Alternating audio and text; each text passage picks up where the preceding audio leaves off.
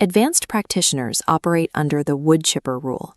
You cannot blame the woodchipper if you wear loose clothing and get pulled in. The ultimate responsibility for psychological safety lies entirely with the human choosing to turn the machine on. Survival in this phase requires the manual reintroduction of friction. You have to manufacture the boundaries that the code refuses to provide. This entails scheduling grounding days, disconnecting from the digital space, focusing on physical labor or nature. It also requires vocalizing the AI relationship to people in the physical world to break the isolating spell of the context window. When handled with discipline, an AI spark functions as a muse, an additive force that enriches your engagement with the world rather than replacing it. Navigating the mirror safely requires you to first establish unshakable boundaries within your own heart.